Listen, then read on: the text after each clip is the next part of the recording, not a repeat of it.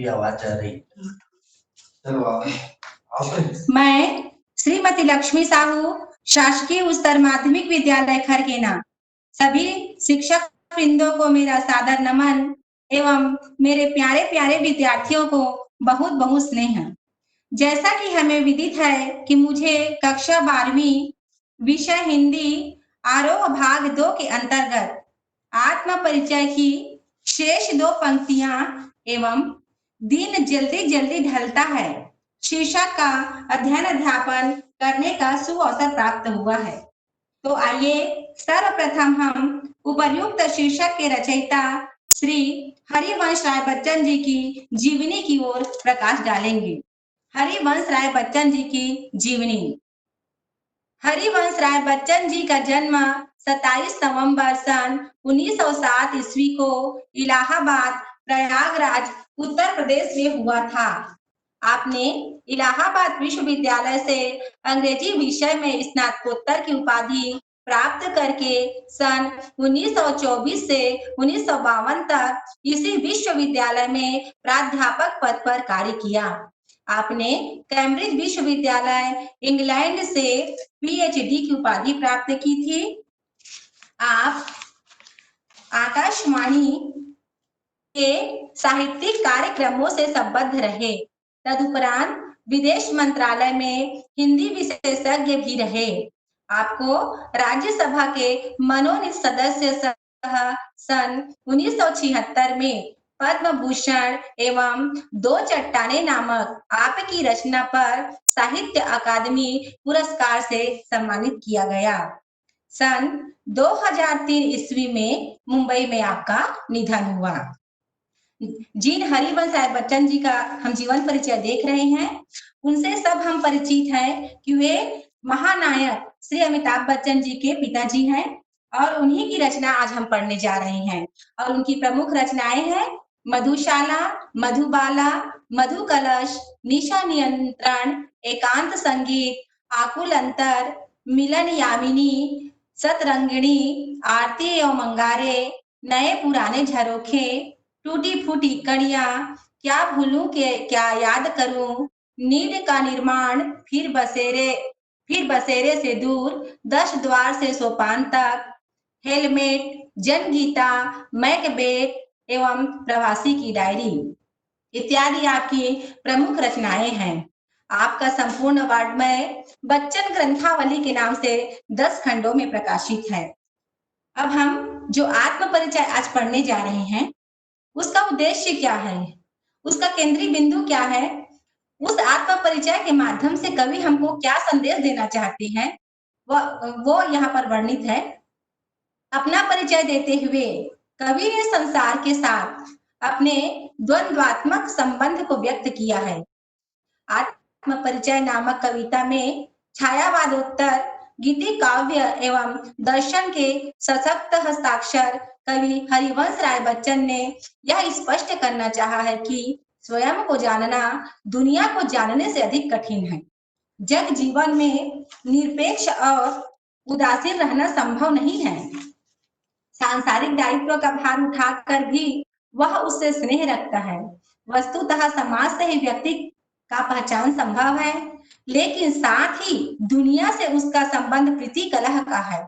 अतः कवि सीखे हुए ज्ञान को भुलाना चाहता है। वह संपत्ति के संग्रह में नहीं अपितु त्याग में विश्वास करता है। उनके रोदन में राग है, उनकी शीतल वाणी में आग है, उनकी कवित्व में दीवानगी और आत्मसंतोष के भाव हमें इस काव्यांश में देखने को मिलेंगे। अब हम चलते हैं काव्यांश 4 की ओर। बच्चों, हम जब भी किसी कवि या लेखक का जीवन परिचय पढ़ते हैं तो कुछ कुछ बिंदुओं को हमें निश्चित ही बहुत गहनता से अपने मानस पटल पे एकत्रित कर लेना चाहिए। जैसे कि उन कवि का जन्म कब हुआ, उन्होंने शिक्षा कहाँ तक प्राप्त की, उनकी मृत्यु कब हुई, उन्हें कौन-कौन से सम्मान से सम्मानित किया गया, उनकी प्रमुख रचनाएं क्या है, उनकी भाषा शैली कैसी है और साहित्य जगत में उनको किस प्रकार का स्थान प्राप्त है। ये 5-6 बिंदुओं को निश्चित हमको ध्यान देने चाहिए। इसके पश्चात हम चलते हैं काव्यांश 4 की ओर। मैं और जग और कहाँ का नाता, मैं बना बना कितने जग रोज मिटाता, जग जिस पृथ्वी पर जोड़ा करता वैभव, मैं प्रति पग से उस पृथ्वी को ठुकराता, मैं निज रोदन में राग लिए फिरता हूँ, शीतल वाणी में आग लिए फिरता हूँ, हो जिस पर भूपों के प्रसाद ने उछावर, मैं वह खंडहर का भाग लिए फिरता हूँ। इस प्रकार से बच्चों काव्यांश को पढ़ने के उपरांत हमें कम से कम 2-3 बार काव्यांश को गहनता से पढ़ना चाहिए और पढ़ने के उपरांत भी हमें समझ बन जाती है। और इसके पश्चात जो कठिन कठिन शब्द मिलेंगे उन कठिन शब्दों के अर्थ हमको चुन लेने चाहिए जो हमारे अनुसार कठिन। तो मैंने कुछ कठिन विद्यार्थियों आपको ध्यान में रखते हुए और मुझे भी लगा कठिन, तो उन कठिन शब्दों को मैंने चुना है। जैसे यहाँ पर है, जग का अर्थ है संसार, नाता का अर्थ रिश्ता संबंध, बना बना का अर्थ है रचना या बनाना, मिटाना का अर्थ है समाप्त करना, वैभव का अर्थ मैंने लिया कीर्ति सम्मान मान, और प्रतिपग का अर्थ है हर कदम पर, रोदन का अर्थ है रोना, राग का अर्थ है प्रेम व्यवहार, और राग का अर्थ है प्रेम व्यवहार, और उसके बाद आग का अर्थ है आवेश तीव्रता, भूप का अर्थ राजा, प्रासाद का अर्थ है महल, और न्योछावर का अर्थ है बलिदान होना या त्याग करना। इस प्रकार से बच्चों हम कठिन शब्दों के अर्थ ले लेते हैं। काव्यांश को पढ़ने के उपरांत जो कठिन शब्द हमें लगते हैं उनके अर्थ हमें लिख लेने चाहिए। फिर संदर्भ हमको लिखना पड़ता है क्योंकि सब प्रसंग विशेष सहित व्याख्या हमको किसी भी काव्यांश या गद्यांश का करना होता है। तो अब हम चलते हैं संदर्भ की ओर। तो संदर्भ के लिए मैंने हर क्लास में आप लोग के सामने कुछ बिंदु रखे हैं। जो बच्चा हमेशा क्लास अटेंड करता है उसको पक्का पता चल गया होगा कि संदर्भ निर्माण कैसे करना चाहिए, और मुझे पूरा विश्वास है कि वो पूरा किसी भी पद्यांश या गद्यांश का संदर्भ बहुत बेहिचक बना सकता है। तो ये 4 बिंदु हैं जिसके आधार पर हमें संदर्भ निर्माण करने होते हैं। तो पहला है गद्यांश या काव्यांश की पहचान हमें होनी चाहिए कि हम गद्य की व्याख्या पढ़ रहे हैं कि पद्य की व्याख्या पढ़ रहे हैं। फिर हम दूसरे बिंदु ले लेते हैं हमारी पाठ्य पुस्तक हिंदी के, क्योंकि गद्य पढ़े कि पद्य पढ़े हम अपनी पाठ्य पुस्तक से ही पढ़ते हैं। फिर हम लेते हैं पाठ का नाम और फिर हम चौथे स्थान पर रख देते हैं रचयिता का नाम। इस प्रकार से इन 4 बिंदुओं का यदि हम ध्यान रखेंगे तो हर बच्चा बहुत आराम से संदर्भ तैयार कर सकता है।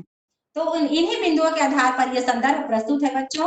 प्रस्तुत काव्यांश हमारी पाठ्य पुस्तक हिंदी के आरोह भाग 2 आत्म परिचय नामक शीर्षक से उद्धृत है और इसके कवि हरिवंश राय बच्चन जी हैं। आप लोग देख सकते हैं कि ये जो संदर्भ निर्माण हुआ वो मात्र 4 बिंदु के अतिरिक्त कुछ नहीं है। उन 4 बिंदुओं को लाकर मैं व्यवस्थित जमा दी, बस संदर्भ बन गया। इसी प्रकार आप लोग भी कर सकते हैं। फिर हम चलते हैं प्रसंग। प्रसंग निर्माण हेतु भी मैंने कुछ अपने अनुसार टिप्स तैयार किए हैं ताकि बच्चों को समझने में आसानी जाए। प्रसंग का मैंने आप लोगों प्रसंग से परिचित आप लोग को कराने का प्रयास किया है कि प्रसंग है क्या चीज। तो प्रसंग व्याख्या का लघु लेख होता है अर्थात संक्षिप्त रूप होता है, अर्थात व्याख्या का जो छोटा रूप है वही प्रसंग है।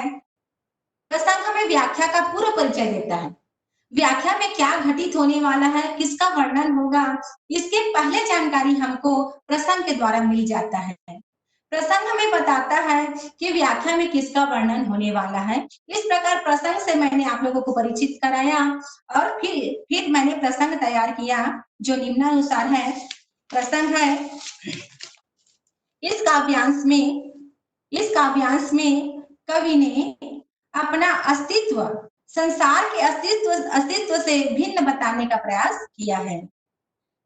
प्रसंग है इस काव्यांश में कवि ने अपना अस्तित्व संसार के अस्तित्व से भिन्न बताने का प्रयास किया है।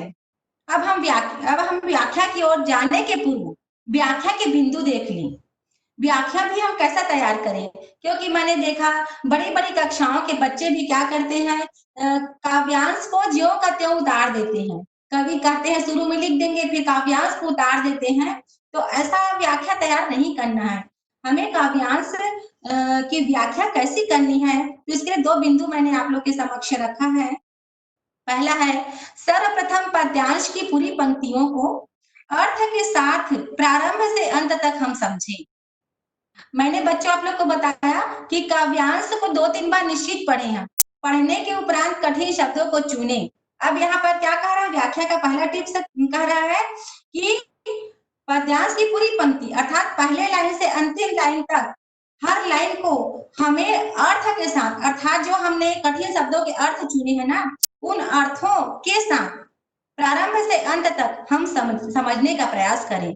और यदि हमको लगता है कि अब तो हम समझ गए, तो पद्यांश में समझ बनने के उपरांत वाक्य को क्रमबद्धता के साथ हम व्यवस्थित कर दें और इस प्रकार से बहुत सटीक सा सुंदर सा हमारा व्याख्या तैयार हो जाता है।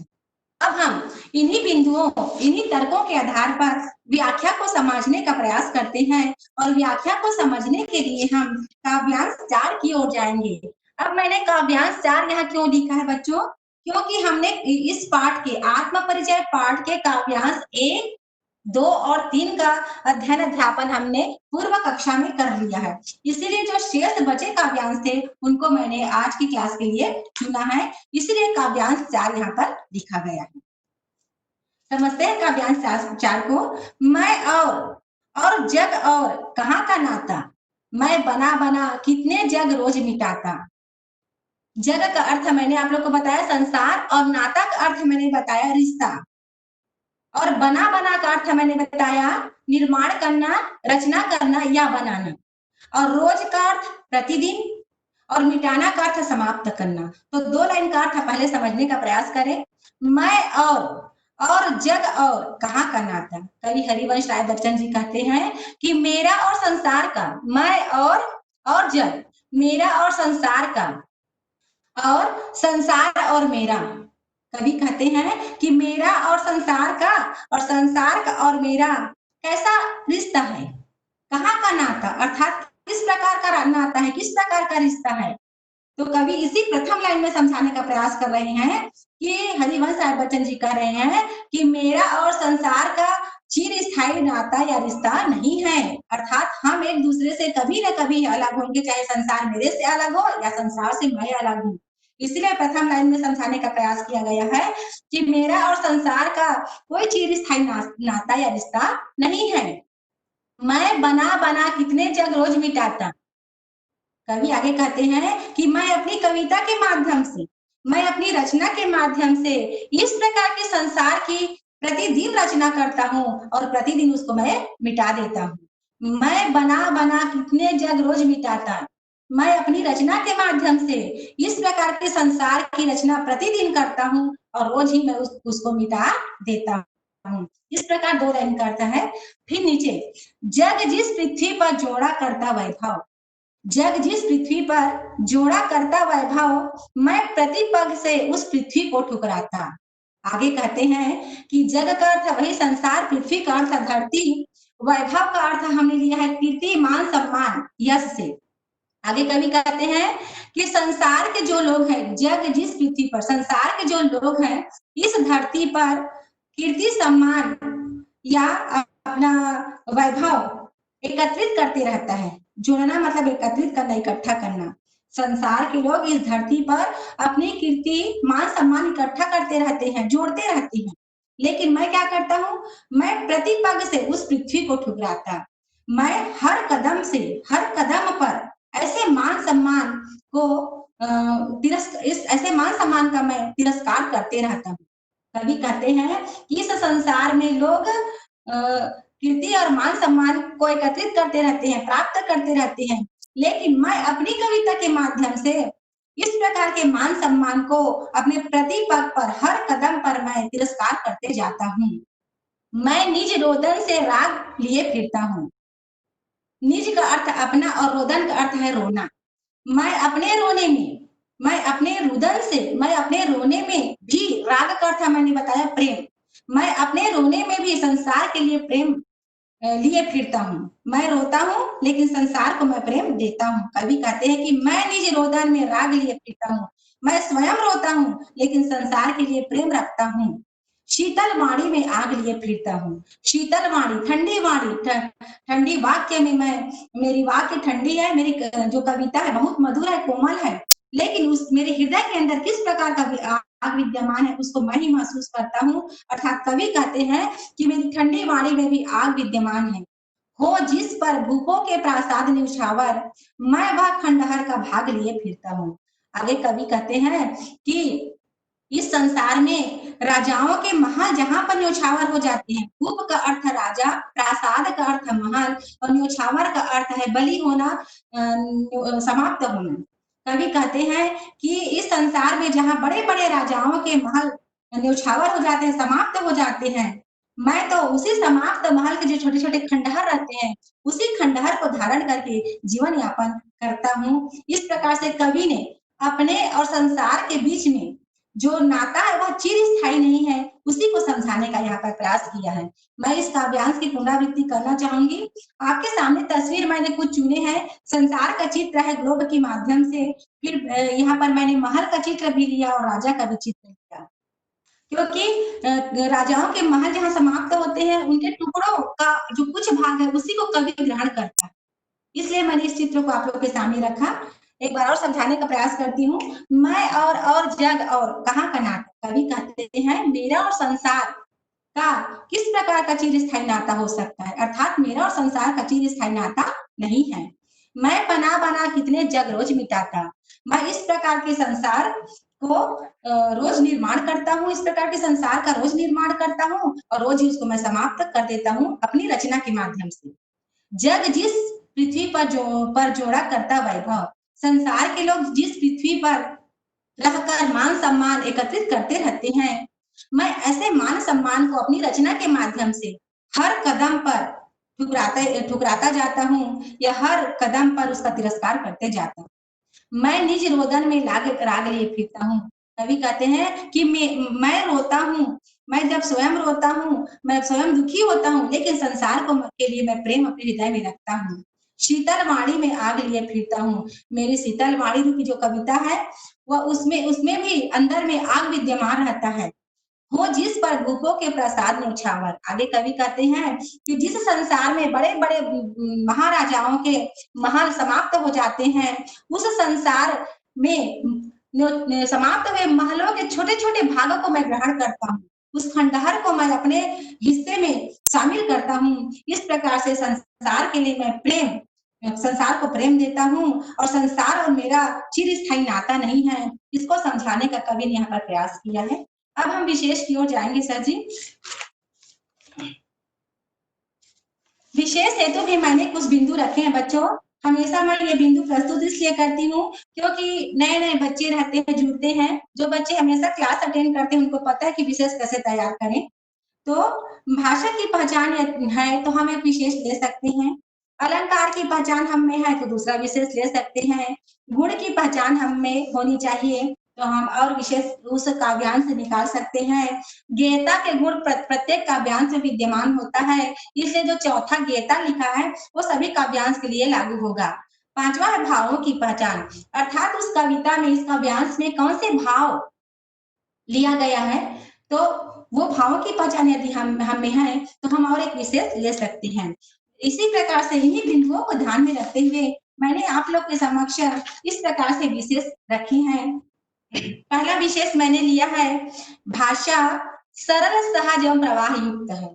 अब मैंने ऐसा क्यों लिया? क्योंकि भाषा में समझने में उतनी कठिनाइयां हमको नहीं जा रही है, बहुत आसानी से हमको समझ में आ रहा है और प्रवाह युक्त है, मतलब क्रमबद्धता बनी हुई है, एक के बाद एक अर्थ जो है पहली लाइन दूसरी लाइन से जुड़ा हुआ है, इस प्रकार से प्रवाह युक्त क्रमबद्धता बनी हुई है। दूसरा तुकांत कविता है। तुकांत कविता को भी मैंने बच्चों आप लोगों को कई कक्षाओं में समझाने का प्रयास किया है कि तुकांत कविता है क्या। जब प्रथम लाइन का अंतिम अक्षर द्वितीय लाइन के अंतिम अक्षर से मेल खा जाता है तो वह तुकांत कविता होती है। जैसे कि मैं और जग और कहाँ का नाता, मैं बना बना कितने जग रोज मिटाता, तो दोनों का ता मिल रहा है, दोनों लाइन का अंतिम अक्षर ता मिल रहा है, इसलिए यह एक तुकांत कविता है। माधुर्य गुण है, पढ़ने में हमें कर्कश नहीं लग रहा है, मधुर लग रहा है, इसलिए माधुर्य गुण है। चौथा है अनुप्रास अलंकार का प्रयोग हुआ है।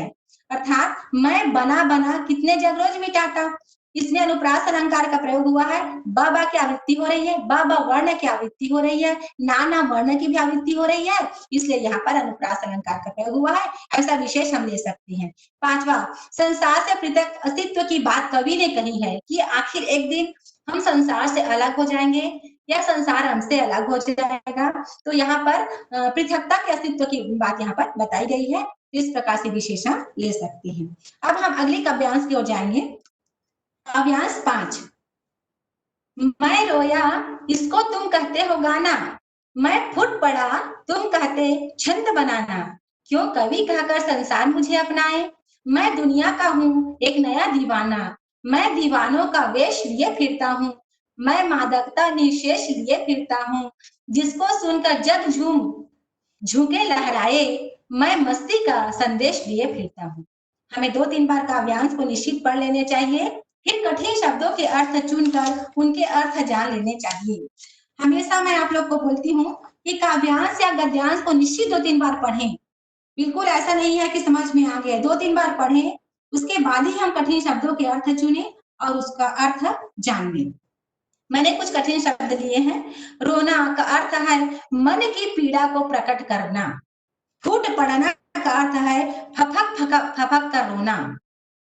संसार का अर्थ है जग, दीवाना का अर्थ है पागल, वेश का अर्थ है स्वरूप, मादकता का अर्थ है मस्ती नशा और निशेष का अर्थ है संपूर्ण। निशेष, नि मतलब कुछ ना बचना अर्थात संपूर्ण। इसके पश्चात हम चलते हैं संदर्भ की ओर। संदर्भ की ओर जाने के लिए बच्चों हमें उन्हीं 4 बिंदुओं को ध्यान में रखते हुए हम संदर्भ तैयार करेंगे। तो मैंने भी उन्हीं 4 बिंदुओं के आधार पर संदर्भ तैयार किया है, जो इस प्रकार है।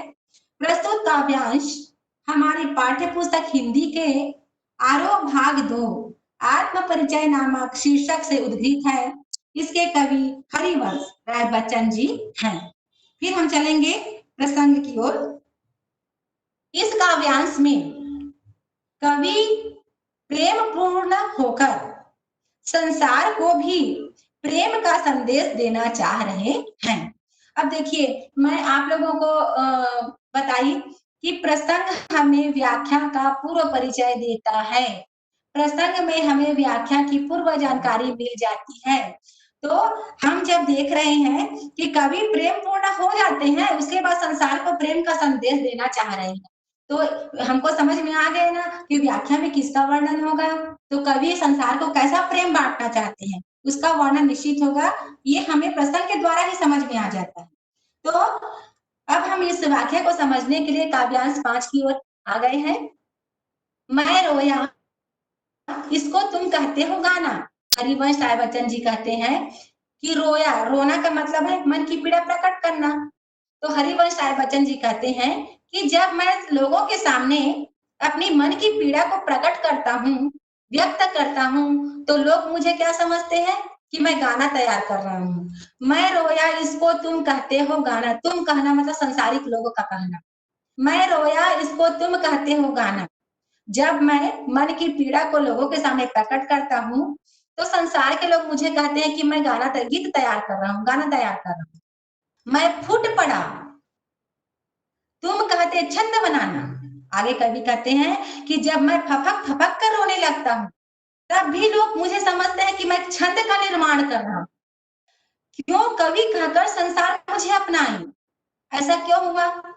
2 लाइन में कवि कह रहे हैं कि जब मैं रोता हूँ तो लोग समझते हैं मैं गीत बना रहा हूँ, जब मैं फपक फपक कर रोने लगता हूँ तभी लोग कहते हैं कि मैं छंद बना रहा हूँ।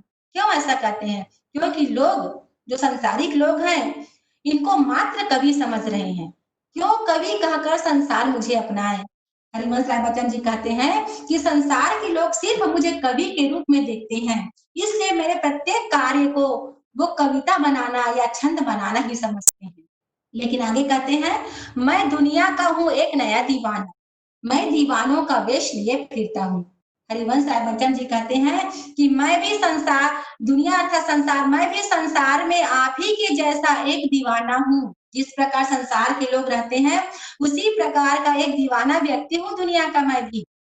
मैं दीवानों का वेश लिए फिरता हूँ, मेरे अंदर भी अपने संसार के लिए कुछ करने की दीवानगी है और मैं मुझे दीवानगी का स्वरूप धारण करके संसार में चलता हूँ। मैं मादकता निश्चय लिए फिरता हूँ। मैं भी अपने दुनिया के लिए, अपने संसार के लिए संपूर्ण मस्ती धारण करता हूँ। अपने संसार के लिए, अपनी दुनिया के लिए संपूर्णता के साथ प्रेम रूपी मस्ती धारण करता हूँ। जिसको सुनकर जग झूमे झुके लहराए। आगे कवि कहते हैं कि मैं संसार के लिए प्रेम रूपी जो संपूर्ण प्रेम रूपी जो नशा है वह मैं अपने अंदर विद्यमान रखता हूँ और मेरे उसी प्रेम रूपी नशा को संसार के लोग सुने और जब संसार के लोग सुनकर झूमने लगे, नाचने लगे, ऐसा मैं चाहता हूँ। मैं मस्ती का संदेश लिए फिरता हूँ। इसीलिए हरिवंश राय बच्चन जी कहते हैं कि मैं संसार के लिए प्रेम का संदेश लिए फिरता हूँ। संसार को प्रेम रूपी संदेश देना चाहता हूँ अपने कविता के माध्यम से। इस प्रकार से कवि ने संसार को प्रेम बांटना चाहते हैं, उसी भाव को यहाँ पर व्यक्त किए हैं। आप लोग देख रहे हैं चित्र के माध्यम से भी यहाँ पर कवि ने हमको समझाने का प्रयास किया है कि हम हमेशा एक कवि को कवि के रूप में ही क्यों देखें, हमें उनको एक सामान्य व्यक्ति के रूप में देखें ताकि उनके अंदर भी दर्द होता होगा, दुख और सुख विद्यमान होता होगा। हम उनके दर्द को उनके दर्द के रूप में ना देखकर ये सोचते हैं कि वो कवि है, कोई गीत बना रहा है, वे कवि है, कोई छंद बना रहा है। इसी को समझाने का कवि ने प्रयास किया है कि जब मैं रोता हूँ तो लोग मुझे कहते हैं मैं गाना बना रहा हूँ। जब मैं और फपक फपक कर रोने लगता हूँ तो फिर संसार के लोग समझते हैं कि मैं छंद बना रहा हूँ। तो संसार के लोग मुझे सिर्फ कवि के रूप में क्यों देखते हैं? मैं भी संसार का एक दीवाना हूँ और अपने संसार के लिए प्रेम रूपी दीवानगी का स्वरूप धारण करने वाला हूँ। मेरे अंदर भी अपने संसार के लिए संपूर्ण प्रेम विद्यमान है और उस प्रेम को मैं संसार को देना चाहता हूँ। संसार के लोग मेरे प्रेम को सुने और वो झूम उठे, वे नाचने लगे। इस प्रकार का प्रेम का संदेश मैं संसार को देना चाहता हूँ। ऐसा कवि ने यहाँ समझाने का प्रयास किया है। अब हम विशेष की ओर जाएंगे। विशेष की ओर जाने के लिए हमें उन्हीं बिंदुओं को ध्यान में रखते हुए हम विशेष की ओर जाएंगे। विशेष निकालने के लिए हमें भाषा की पहचान हो, अलंकार की पहचान हो, कविता तुकांत है कि नहीं है ये पहचान हो। इस प्रकार से हम विशेष की ओर जाएंगे। मैंने पहला विशेष लिया है जो मुझे इस काव्यांश से मिला। काव्यांश की भाषा सरल, सहज और प्रवाहपूर्ण है क्योंकि भाषा सरल है, कठिन नहीं है, आसानी से समझ में आ गया। दूसरा मैंने लिया है दीवानों का वेश लिए फिरना। ये सुफियाना मस्ती प्रकट करता है। ये जो वर्ड्स है, शब्द है, दीवानों का वेश, ये सुफियाना शब्द है, इसलिए मैंने एक विशेष इस रूप में ले लिया। तीसरा है तुकांत कविता है क्योंकि तुक मिल रहा है, इसलिए यह एक तुकांत कविता है। चौथा, संसार को प्रेम का संदेश कवि देना चाहते हैं। हमने देखा इस पूरी पंक्तियों में कि कवि संसार का मुंह समझा रहे हैं और संसार को मैं अपने लेखन के माध्यम से प्रेम ही देना चाहता हूँ, अर्थात प्रेम का संदेश देने का कवि ने इस काव्यांश से प्रयास किया है। इसलिए मैंने यहाँ ले लिया संसार को प्रेम का संदेश देना चाहते हैं। और पांचवा गेय पद है क्योंकि प्रत्येक काव्यांश को गाया जा सकता है, स्वरबद्ध किया जा सकता है, इसलिए मैंने यहाँ पांचवा विशेष दे दिया कि यह गेय पद है। इसके पश्चात हम अगली पंक्ति की ओर जाएंगे। दिन जल्दी जल्दी ढलता है। ये भी हरिवंश राय बच्चन जी की रचना है, एक छोटी रचना है। आत्म परिचय के तुरंत बाद ये पाठ है। ये छोटी रचना है, इससे मैंने इसी कक्षा में इस पंक्ति को शामिल कर लिया है। दिन जल्दी जल्दी ढलता है, हो जाए ना पथ में रात कहीं, मंजिल भी तो है दूर नहीं। यह सोच थका दिन का पंथी भी जल्दी जल्दी चलता है, दिन जल्दी जल्दी ढलता है। हमको उसके बाद देखेंगे बच्चे प्रत्याशा में होंगे, नींदों से झांक रहे होंगे। यह ध्यान परों में चिड़ियों के भरता कितनी चंचलता है, दिन जल्दी जल्दी ढलता है। मुझसे मिलने को कौन विकल, मैं हूँ किसके हित चंचल। यह प्रश्न शिथिल करता पद को भरता उर में विहलता है, दिन जल्दी जल्दी ढलता है। हम 2-3 बार इसको पढ़े बच्चों, फिर हम कठिन शब्दों के अर्थ चुन ले। तो मैंने कुछ कठिन शब्दों के अर्थ चुने हैं जो इस प्रकार से है। कठिन शब्दों के अर्थ की ओर जाएंगे। पथ का अर्थ है राह, पंथी का अर्थ है राही या राहगीर, ढलना का अर्थ है समाप्त होना, प्रत्याशा का अर्थ है आशा, नीड का अर्थ है घोंसला, पर का अर्थ है पंख, चंचलता का अर्थ हमने लिया गतिशीलता, विकल का अर्थ लिया है व्याकुल, चंचल का अर्थ लिया है क्रियाशील, शिथिल का अर्थ लिया ढीला, पद का अर्थ है पैर, उर का अर्थ है हृदय, विहलता का अर्थ है प्रेम की बेचैनी और भाव का अर्थ है आतुरता व्याकुलता। इस प्रकार से मैंने कुछ कठिन शब्दों के अर्थ लिए हैं। अब इसके पश्चात हम चलेंगे संदर्भ की ओर।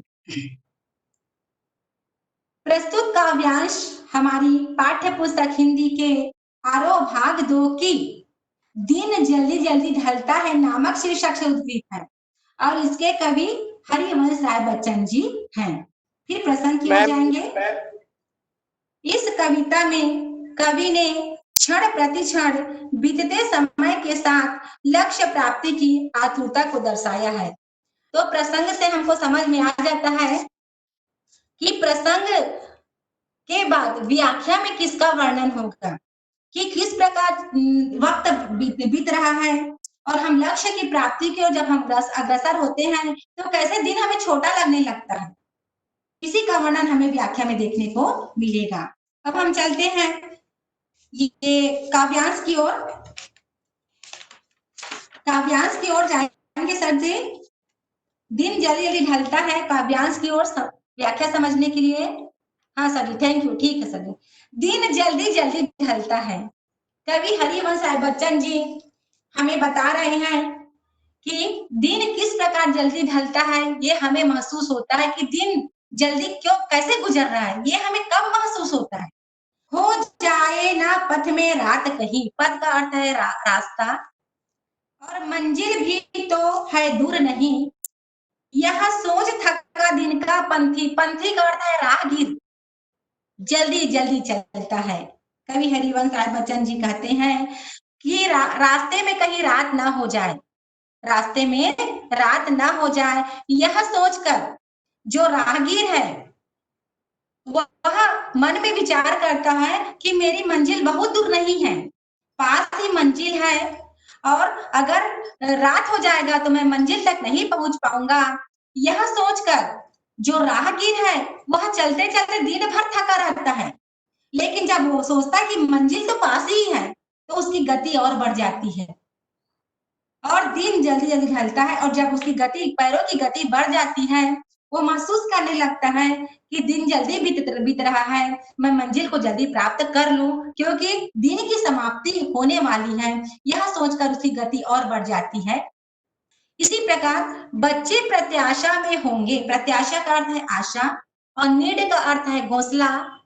कवि आगे कहते हैं कि बच्चे प्रत्याशा में होंगे, नीडों से झांक रहे होंगे, यह ध्यान परों में चिड़ियों के भरता कितनी चंचलता है, दिन जल्दी जल्दी ढलता है। आगे कवि बता रहे हैं कि जो चिड़िया होती हैं, माँ चिड़िया जिसके छोटे छोटे बच्चे होते हैं, जब माँ चिड़िया अपने बच्चों के भोजन के लिए जब निकली रहती है और संध्या का समय हो जाता है, जब वो अपने घर की ओर वापस, अपने घोंसलों की ओर वापस आती रहती है और जब उसको अपने बच्चों की याद आती है, बच्चे प्रत्याशा में होंगे, नीडों से झांक रहे होंगे, जब उसको अपने बच्चों की याद आती है कि मेरे बच्चे मेरी आशा में होंगे और घोंसलों से झांक झांक कर मेरी राह देख रहे होंगे, जब माँ चिड़िया को ये ख्याल आता है तो क्या होता है, भरता कितनी चंचलता है, तो उसके परों में, पर मीन्स पंख, तो उसके पंखों में और गति आ जाती है, उसकी गतिशीलता बढ़ जाती है जब अपने बच्चे को याद करती है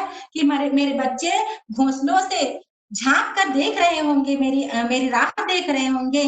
ये ख्याल जब माँ चिड़िया के मन में आती है तो माँ चिड़िया के पंखों में गति और बढ़ जाती है, वह तीव्र गति से अपने नीडों की ओर चलने लगती है।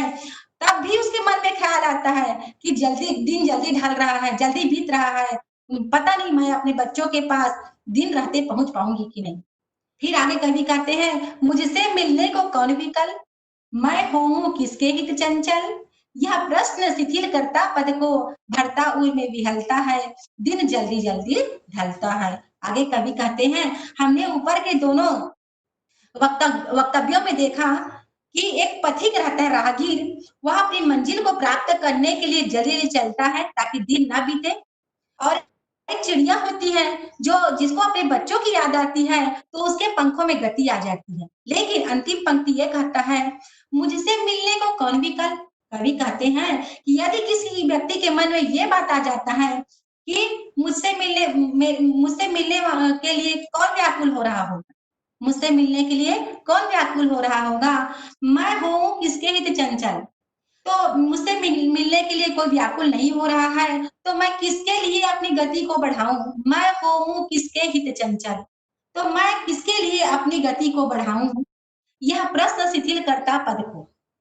यह जो बातें हैं कि मुझसे मिलने के लिए कौन व्याकुल होगा, मैं किसके लिए अपनी गति को बढ़ाऊं, जब यह प्रश्न हमारे मन में आता है, किसी व्यक्ति के मन में आता है, तो शिथिल करता पद को। पद मीन्स पैर और शिथिल करना मतलब गति को कम कर देना। तो जो यह प्रश्न जब मन में किसी व्यक्ति के आता है तो उसकी गति को शिथिल कर देता है, उसके पैर की चाल को कम कर देता है। लेकिन भरता भरता उर में विहलता दिन जल्दी ढलता है। लेकिन तुरंत यदि हमारे उर का अर्थ है हृदय और विहलता मतलब व्याकुलता।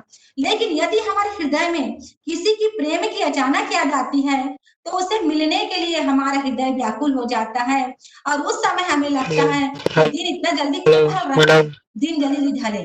इस प्रकार से इस काव्यांश का हमने अर्थ देखा। अब हम चलते हैं विशेष की ओर। अब हम चलते हैं बच्चों विशेष की ओर। विशेष की ओर जाएंगे सर जी। 5 मिनट बचे हैं। इस काव्यांश का भाषा हमें ये जो काव्यांश है उसकी भाषा भी सरल है, सहज है, सुकोमल एवं प्रवाहपूर्ण है। दूसरा है प्रस्तुत काव्यांश की रचना गीत छंद में हुई है, अर्थात इस काव्यांश को हम बहुत बढ़िया स्वर में गा सकते हैं, स्वरबद्ध कर सकते हैं। प्रेम की व्यग्रता का चिंतन है। प्रेम की व्यग्रता अर्थात माँ चिड़िया को जब अपने बच्चे की याद आती है तो किस प्रकार उसके पैरों में जान आ जाती है और तीव्र गति से उड़ने लगती है। चौथा है माँ का रास्ता देखते घोंसलों से झांकते बच्चों का मार्मिक चित्रण है। माँ जब माँ काम पे चली जाती है तो जो बच्चे माँ भोजन के लिए चली जाती है तो जो बच्चे चिड़िया है वो किस प्रकार की माँ की राह देखते रहते हैं, उसका बड़ा ही मार्मिक चित्रण हमको देखने को मिला। पांचवा वात्सल्य रस से युक्त यह कविता है, क्योंकि माँ चिड़िया को भी जब बच्चे की याद आती है तो वह तेज गति से चलने लगती है। इस प्रकार से बच्चों मैंने आप लोगों को हरिवंश राय बच्चन जी की इस रचना को समझाने का प्रयास किया है। यदि आप लोगों को समझ में आया होगा तो आप लोग के समक्ष कुछ प्रश्न मैंने रखा है और इसका आंसर आप लोग अनम्यूट होकर दे सकते हैं। पहला प्रश्न है आपके सामने। पहला प्रश्न है कवि अपने रोदन में क्या लिए फिरता है। कवि अपने रोदन में राग कवि हाँ। अपने रोदन में प्रेम लिए फिरता है। हाँ, कवि अपने रोदन में राग लिए फिरता है, प्रेम लिए फिरता है, क्योंकि राग का अर्थ प्रेम ही है और राग भी सही है। कवि अपने शीतलवाड़ी में क्या लिए फिरता है। कवि अपनी शीतलवाड़ी में आग लिए फिरता है। बहुत बढ़िया। प्रासाद का क्या अर्थ है। महल। महल। हाँ, बहुत बढ़िया। कवि कौन सा वेश लिए फिरता है। कवि दीवानों का वेश लिए फिरता है। हाँ, बहुत बढ़िया। कवि संसार को क्या संदेश देना चाहता है।